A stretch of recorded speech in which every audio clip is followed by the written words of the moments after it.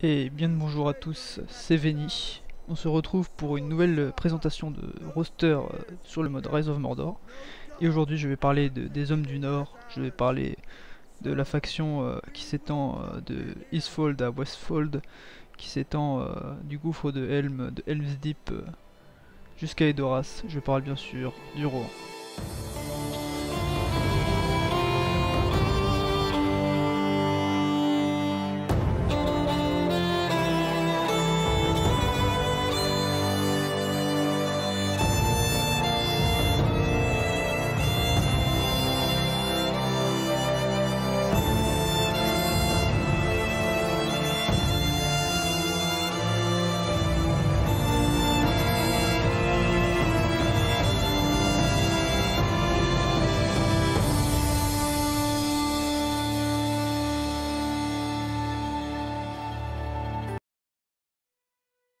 Donc le Rohan, c'est une faction avec très peu d'infanterie et avec énormément de cavalerie, notamment de cavalerie de choc.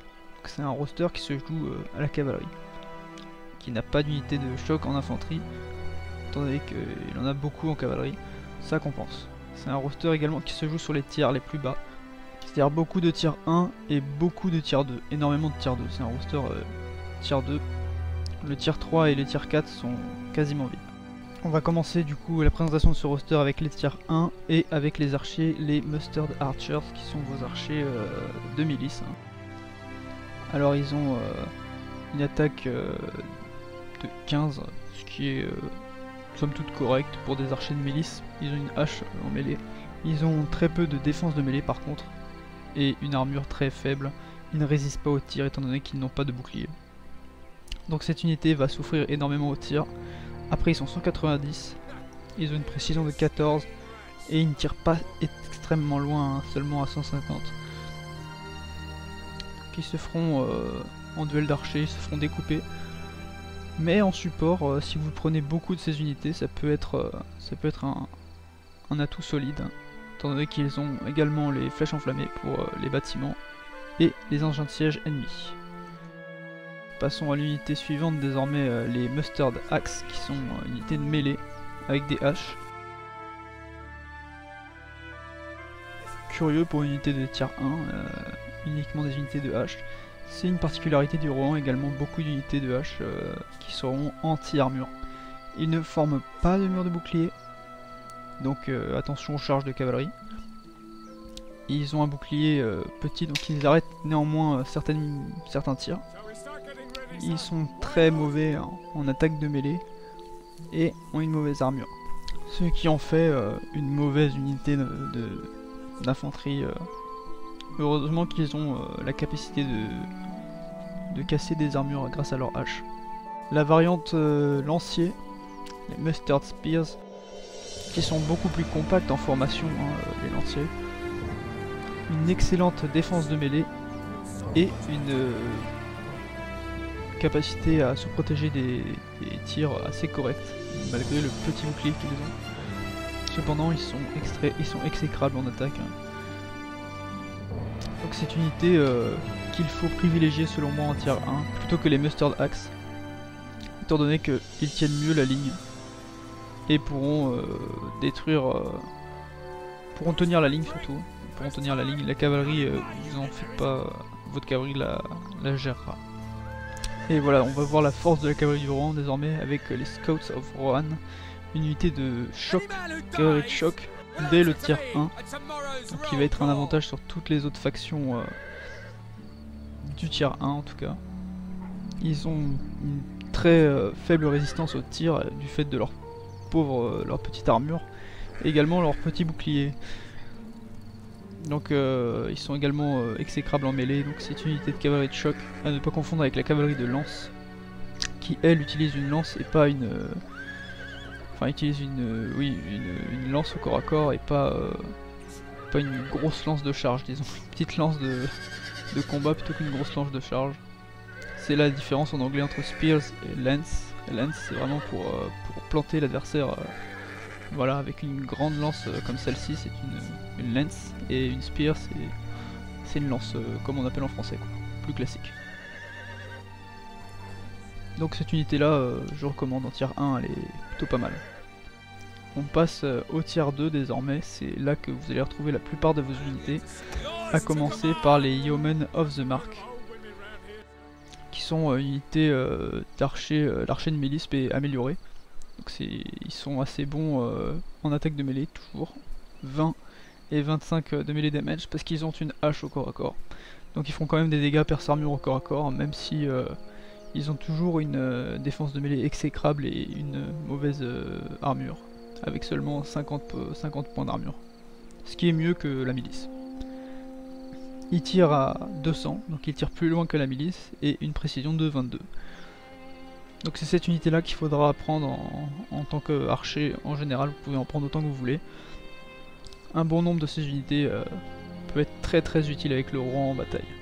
Ensuite les Sword Thane, qui va être votre unité d'épéiste, la seule que vous avez d'ailleurs dans le roster. Ils ont une bonne... peuvent arrêter les flèches. Ils peuvent arrêter les flèches grâce à leur gros bouclier. Ils ont une armure correcte et ils ont une bonne défense de mêlée, car ils peuvent faire un mur de bouclier, ce qui va être assez utile, alors que toutes les unités des autres factions en mêlée vont généralement être des tiers 3, vous allez devoir gérer avec des tiers 2, donc être assez défensif et faire attention à ça, parce que votre argent vous va partir dans la cavalerie et dans l'infanterie, vous avez intérêt à prendre l'infanterie pas trop cher, c'est ce qu'il vous faut. La variante avec des haches cette fois-ci, les Axe Thanes, qui eux ont des dégâts perce armure, donc ils ont une bonne défense de mêlée, toujours, une bonne défense contre les flèches, toujours, et une armure correcte, c'est pareil, c'est les mêmes, mais ils ont, au lieu d'avoir une hache, au lieu d'avoir une épée, ils ont une hache. Et vous pouvez voir du coup la différence de statistiques entre les Axe Thanes et les Sword Thanes. Donc on peut voir que les Sword Thanes ont moins de dommages de mêlée. En plus de dommages de mêlée, pardon. Plus de dommages de mêlée. Mais ces dommages ne s'appliquent pas à l'armure. Donc voilà.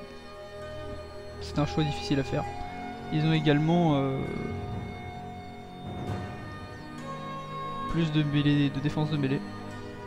Donc les Sword Thanes sont un peu meilleurs, mais ils feront moins de dégâts au corps à corps contre les unités avec des armures. Donc privilégiez les Sword Thanes aux Axe Thanes, vous pouvez en prendre quelques-uns, mais il va falloir sélectionner les unités contre lesquelles vous allez vous battre. Une unité spéciale désormais, les Eored of the Gap, c'est une unité qui vient d'une région spécifique. Donc le Gap du Rohan, vous pouvez en avoir seulement 3. C'est une unité d'archer du coup cavalier, avec une faible précision, une faible attaque de mêlée et une faible armure du fait que ce soit des archers de cavalier. Mais ils ont des flèches enflammées et oui, une précision assez médiocre, hein, 19, c'est à peu près équivalent à la milice. Après en duel de cavalerie, si vous avez ces unités là, vous les faites se replier à chaque fois et harceler l'ennemi et la cavalerie ennemie, ça peut être utile. Mais c'est pas vrai, c'est pas du tout une bonne unité de cavalier archer. Passons à la cavalerie de mêlée désormais avec les Esquire of Rohan. On peut voir peut-être Mary dans cette unité, on ne sait pas. Non, ce n'est pas Mary. Donc ils ont une armure assez faible pour une unité de mêlée, c'est assez dommage. Mais ils ont une bonne défense de mêlée, encore heureux, c'est une cavalerie de mêlée. Ils ont un petit bouclier qui leur permet d'éviter certaines flèches, mais la plupart des tirs les décimeront. Donc faites très attention aux tirs. C'est du tier 2, donc c'est pas ce qu'il y a de mieux. Mais c'est une bonne unité, ils ont des épées, hein, donc en mêlée, c'est correct. Et ils forment une formation en pointe. Une unité spéciale, désormais les Eored of the Westfold, c'est l'unité de cavalerie de mêlée, mais spéciale avec des haches cette fois. Vous pouvez en avoir seulement 3 parce qu'ils viennent d'une région spécifique, hein, le Westfold. Ils sont meilleurs que l'unité avec des épées, hein, parce que les haches percent les armures. Donc ils ont une bonne mêlée de défense comme les autres. Toujours aussi peu résistants au tir, mais le fait qu'ils aient des haches leur donne l'avantage au corps à corps. On peut voir la différence entre les deux unités au niveau des statistiques. Alors ouais, vous voyez les unités d'épéistes sont meilleurs, ils donnent plus de dommages au corps à corps. Ils ont plus de défense également, mais ils ont moins d'armure. Donc au corps à corps contre des unités de cavalerie supérieure, si vous envoyez cette unité là contre les Swan Knights du Gondor, feront un meilleur travail que les unités épéistes, puisque ces unités en face ont des grosses armures et que ils ont beau taper plus fort les unités d'épéistes, taper plus en tout cas, les haches percent les armures et les épées non. Donc voilà, une unité intéressante à prendre. Unité suivante, les Riders of Rohan, c'est une unité que vous allez voir beaucoup, puisqu'il s'agit d'unités de cavalerie de lancier, donc Spear Cav. C'est pas une unité de choc du coup, c'est-à-dire qu'ils n'ont pas d'épée quand ils combattent au corps à corps. Et c'est une unité de cavalerie, anti-cavalerie en général, qui fait à peu près tout. Une cavalerie moyenne, assez efficace, qui a un petit bouclier, du coup ils n'arrêtent pas bien les flèches. Ils ont une armure qui est très moyenne, 50. Unité suivante, hein, l'unité de choc tier 2, c'est la seule que vous avez en tier 2. Les Heroes of the Eastfold, qui est une unité de cavalerie de choc, donc qui est région spécifique. Ça veut dire qu'ils viennent de Eastfold, donc vous pouvez en avoir que 3. Donc ils ont une très bonne charge, c'est une cavalerie de choc, c'est normal. Une assez mauvaise défense de mêlée, donc ne pas les laisser engager contre d'autres cavaleries. C'est comme les cavaleries du cygne, hein. On les laisse pas engager, on charge et on se replie directement parce que sinon ils se font découper. Et on évite les tirs, hein, si possible. Ils ont que 25 de missiles block chance avec leur petit bouclier, ça va pas faire grand chose. Passons au tier 3 désormais avec les Eorling Men at Arms, qui va être votre unité de lancier, une des meilleures unités de mêlée que vous pouvez donner. Une unité standard, une unité qui est très défensive, hein, qui n'infligera pas beaucoup de dommages en mêlée, mais qui peut retenir l'ennemi assez longtemps et qui peut combattre contre la cavalerie. Ils font le mur de lance et le carré. Donc ils résistent également très bien aux flèches et ils ont une très bonne armure. Donc cette unité contre les flèches ça va, elle peut résister. 85 d'armure et 50 missiles lock chance. Pas de problème, vous vous faites tirer dessus, vous faites le mur de bouclier et tout se passera bien. Vous pouvez en avoir autant que vous voulez, mais ils coûtent assez cher. Hein. Et ils font pas énormément de dégâts, donc à voir. Mais en défense, c'est le choix parfait. Passons à la cavalerie de choc désormais avec les Knights of the Mark, qui est une unité redoutable, hein, une unité de choc. Vous allez avoir beaucoup de ces unités en multijoueur, car ils sont assez chers, mais ils restent abordables.